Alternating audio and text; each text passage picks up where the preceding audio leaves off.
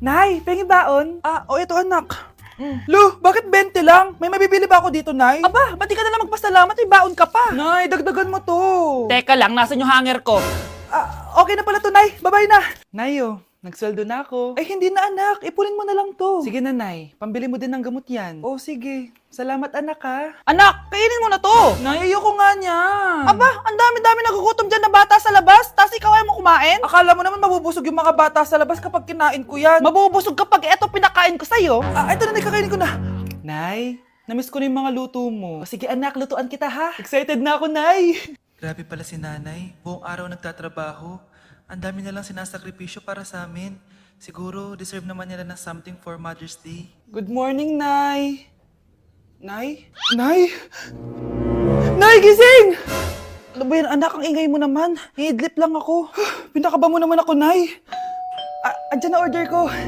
Ano namang in-order nun? Happy Mother's Day, Nay. Ang dami naman yan, anak. Ito naman, gumastos ka pa. Okay lang ako. Nay, ano ka ba? May 2 promo ang Mang Inasal ngayon. Nakatipid nga ako ng 106 pesos dito sa Mang Inasal Family Fiesta with extra creamy halo-halo na 8 ounce with drinks na yan, Nay. Available via takeout and delivery. At di lang yan, Nay. Meron pang Treat kay Mami promo kung saan may free scoop of ice cream ka kapag nag-order ka ng regular extra creamy halo-halo via dine-in, takeout, or delivery. Talaga ba, anak? Oo, Nay. Available tong Mother's Day Fiesta Treat at itong Treat kay Mami promo from May 10 to 12. Kaya perfect na pagsaluhan ngayong Mother's Day. Aww, thank you, anak. Deserve mo to, Nay, kasi ikaw ang the best mother in the world. Hashtag, Moms Deserve Mang Inasal. Kain na nga tayo bago pa ako umiyak.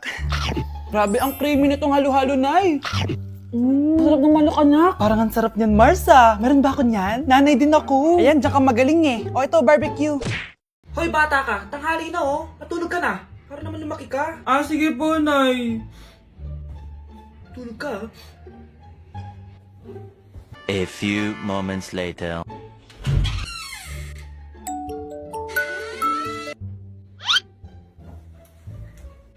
Five seconds till the enemy.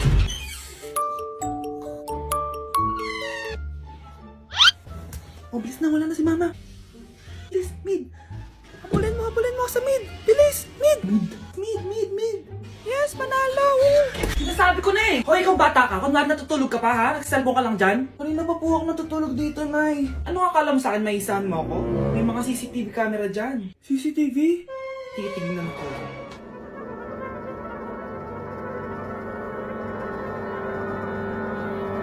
Walang yaka, niloloko mo ako. Huwag po. Nita ka, niloloko mo pala ako, ha? Nay, hindi na maulit, Nay.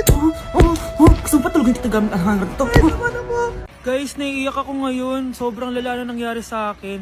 Imagine, 8 AM yung flight namin mamaya ni Honey Bunch. Nandito pa kami sa Korea. Tapos, ang nangyari, oh my gosh, grabe. Sobrang nakaka-stress. Bumili kasi kami dito sa cosmetic shop na tier. Tapos, edi may mga tax refund siya. Edi binigay ko yung mga passport namin, ganyan. Yung kay Honey Bunch na balik. Tapos ako, ang tanga ko kasi na-distract ako kay ate kasi marunong siya mag-Pilipino.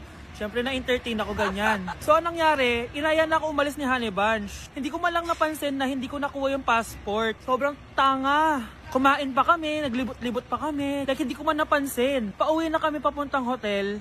600 pesos yung booking. 10 minutes lang kami nakasakay, tapos chinek ko yung bag ko. Sabi ko, bakit walang passport dito? Wala yung passport ko. Tapos naalala ko, naiwan ko pala doon sa tier shop. Ay, kanina sobrang nanginginig ako. Sobrang gusto kong umiyak. Problema pa is hindi pa siya 100% sure kung sa tier na naiwan yun. Hindi doon talaga, sure ako na sa tier ko talaga siya naiwan. So kailangan ko ulit mag-rebook ng flight namin papuntang Tokyo. Ang mahal. Grabe, kasi bukas na agad. Ang worst case scenario pa dito, baka na-misplace nila or nabigay nila sa ibang customer. Shit. Pumunta kami sa police station dito, tinawagan nila yung mga staff kaso hindi na daw kaya. May tumutulong sa amin kanina kaso hindi na talaga siya pwedeng buksan.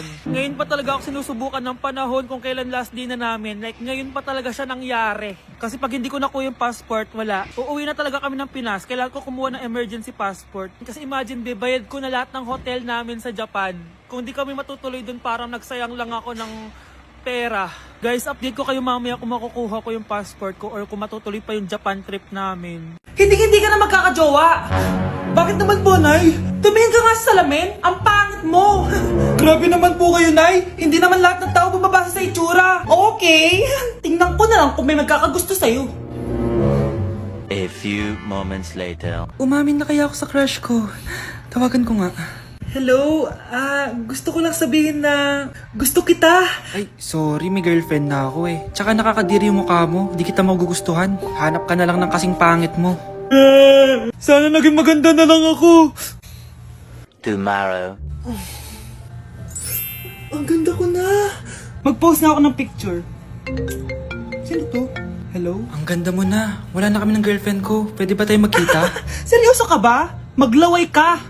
Hi, Nay! Di ba sabi niyo di po ako magkakajowa? May jowa na ako ngayon. Mayaman at pogi. Sorry anak sa mga sinabi ko sa'yo. Babe, halika! Hello po, tita. Nice to meet you. Christian? Nay? Magkakilala kayo, Nay? Anak, siya yung nawawala mo kapatid. Kapatid kita. Oo. Hi, sis! Anak, kumakalat na pala yung mga zombie! Talaga, Nay? Oo, anak! Mag-ingat ka! Opo, Nay! Tatawagan ko pa yung boyfriend ko! Ba't naging zombie ka, babe? Ayoko na mabuhay! Kagatin mo na lang ako, babe! Dito! Sino ka? Walang hiya ka, babe! Sabi mo ako lang kakainin mo! Mari, ano mangyayari sa'yo? Alam kong marami akong utang pero huwag mo akong kakagatin! A few moments later. Nay, anong gagawin natin? Di ba yung mga zombie kapag kinagat tayo, magiging zombie din tayo? Opo, Nay! Paano kung tayo kumagat sa mga zombie? Magiging tao din sila! Talino mo talaga, Nay! Kagatin natin sila, anak! Sige po, Nay!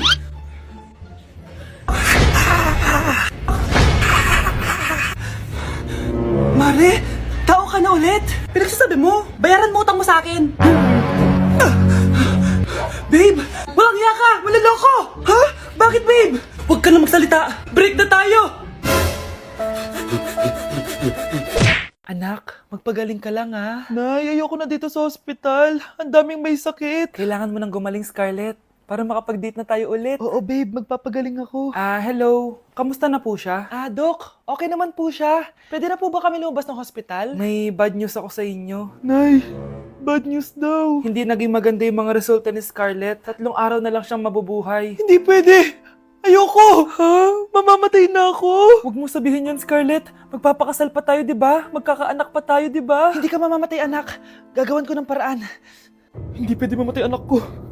Hindi pwede mamatay anak ko. Tita, una na po muna ako. Gabi na rin po eh. Sige po. Wala na akong choice. Kailangan kong gawin to. Para sa'yo, anak. O anak, kainin mo muna to para gumaling ka na. Sige po, Nay.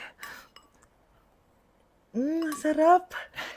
Kain ka lang, anak, ha? Hello. Kamusta siya? Dok, parang lumakas ako ngayon. Talaga, anak? Malakas ka na? May good news ako sa inyo.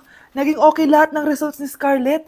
Grabe, parang himala. Pwede na kayong lumabas dito sa ospital. Makakalabas na tayo ng ospital, Nay! Oo, anak!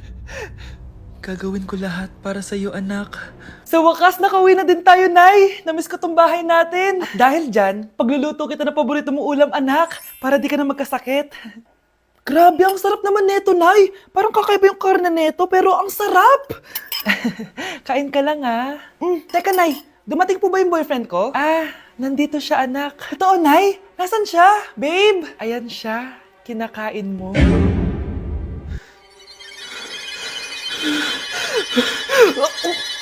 Nay! Top 1 po ako sa klase!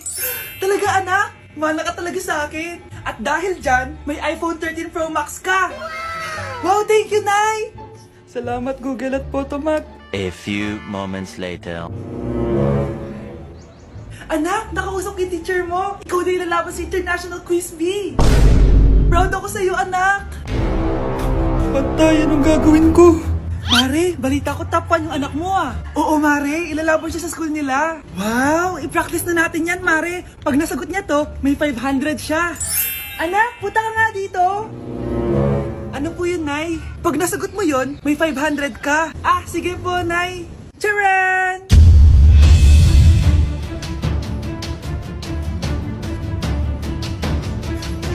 Ano, anak? Nay, di po talaga totoo na matalino ako. Kinukuha ko lang po yung sagot sa internet. Ma, sorry, Ma! Nay, alis lang ako sige anak. Iniwan niya phone niya. Ano kayang pinag-uusapan nila dito? Mga walang iya kayo. Humanda kayo sa akin. A few moments later. Bakit niyo po kami pinatawag, Nay? Kung hindi ko makikita yung phone ni Kyle, hindi ko malalaman yung pinagsasabi niya sa akin. Lagot tayo, ate. Kung san-san mo kasi nilalagay phone mo, Kyle. Nakalimutan ko eh. Mag-umpisa tayo sa'yo, Kyle. Anay, puro na lang itlog at hotdog niluluto ni nanay. Mas masarap pa magluto yung kapitbahay natin. Sige, next time, ipagluluto kita ng sinigang na hotdog. O ikaw, Brianna. Alam niyo bang nagalit sa akin si nanay kasi dati with high honors ako, di ba? Tapos ngayon with honors na lang. Siya nga bagsak nung high school eh. Oo, bagsak ako. Pero top 1 ako ng kinder. Kevin? Wala akong sinasabi Grabe talaga si nanay. Umaga pa lang galit na siya. Tapos utos pa siya ng utos. Bawal ba magpahinga sa bahay na to? Grabe. Wow, wala ka palang sinasabi At ikaw, Scarlett? Yes, Nay. Mga be, alam niyo bang galit na galit sa akin si nanay dahil daw nag-boyfriend ako na maaga? Siya nga maaga nabuntis eh. Di naman ako nagalit sa kanya. May problema ka ba sa maagang nabuntis? Wala akong problema, Nay. Idol nga kita eh. Ha? Anong idol? Buntis din ako. Huwag niyo ko ikulong. Hindi ako scammer. Itigil niyo na yan! Hindi si nanay ang scammer. Pero nasa bahay na to, ang totoong scammer. Hoy bata, huwag kang mangialam. Wala ka namang ebidensya. Pero Nay, alam ko hindi ko yung scammer. Tara na, sumama ka na sa akin. Mga anak, aayusin ko to ha. Babalik din ako, okay? Kung sino man sa inyo yung totoong scammer, umamin na kayo. Nakulong si nanay, di ba? Ate, walang may gustong makulong si nanay. Tsaka bakit kami lang tatlo sinisisi mo? Baka ikaw talaga yung totoong scammer. Imbes na magsisihan tayo, magtulungan na lang tayo para kay nanay. Malalaman ko rin ang totoo. Delivery po. Gabi na. May nagde-deliver pa? Kuya, kaninong parcel yan? Kay Susan po ulit. Ha? Paano nangyari yun? Nasa kulungan na si nanay. Aba ma'am, hindi ko po alam. Taga-deliver lang po ako eh. Sige na po. Oh, nasa gitna yung kalaban Hoy, ayusin mo na itong mga damit mo. Ilagay mo muna din sa kama. Oh, ayun na! Paano naman ito laman ng parcel na to? Nakakainis, talo na naman. Ano ba ito? Ba't nandito to? Ito ba yung galing sa scam? Sabi ko na nga ba, ikaw yung scammer! Ate, hindi ako yung scammer. May parcel na dumating at nakapangalan kay nanay. Di ba pang computer to? Ikaw lang naman mahilig mag-computer dito eh. Ano na namang scam ang ginawa mo? Pasalamat ka, minor de edad ka pa. Bawal ka pa makulong. Pasensya na sa ginawa ng anak ko. Pagsasabihan ko to. Basta wag na uulitin ha. Ako na magbibigay sa mga may-ari neto. Sige na. Ang galing mo talaga. O ito, sino to cellphone? Akin tong pera. Mas kailangan ko to. Galingan mo pang mang-scam para mas marami tayong makuha. Bahala sa'yo. Makakaasa ka. Gagalingan ko pa. Okay, class, settle down. Ibibigay ko na yung mga exam nyo. Okay, get one and pass. Ma'am, sorry I'm late. Class, anong sabi ko kapag late na dumating? Hindi po mag-e-exam. Tama! So, bawal ka na mag-exam, Scarlett. Hi, ma'am. Nandito na ako. Medyo na traffic eh. Oh, Jessica, buti nakahabol ka. Oh, eto, pinag-reserve ko to ng test paper. Mag-exam ka na. Thank you, ma'am. Lo, ang unfair. Bakit si Jessica pwede mag-exam kahit late? Iba kasi si Jessica, hindi mo siya kagaya. Okay, class. Nagets niyo ba yung lesson? Naiihi ako.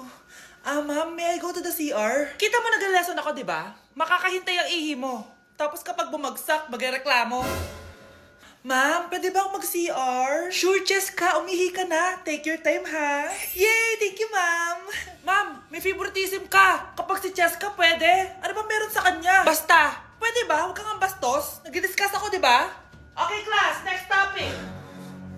Okay, class. Ang bagong top 1 dito sa klase ay si Jessica. Ha? Ma'am, paano siya naging top 1? Ako yung pinakamataas na grade sa aming dalawa. May mga special grades kasi siya at wala ka nun. Anong special grades? Yan ba yung pagbibigay sa'yo ng pera ng magulang ni Cheska? Kaya siguro favorite mo siya. Ano pinagsasabi mo, Scarlett? Alam ko namang mahirap tanggapin na natalo kita. Hindi ka pa titigil, Scarlett, ha? Gusto mo dalhin kita sa principal's office? Sige, punta tayo sa principal's office. Ipapakita ko lang tong chat nyo ng magulang ni Cheska. Ito ebidensya, oh. Nagbigay sila ng 100,000 sa'yo. Burahin mo yan! Humanda kayong dalawa sa akin.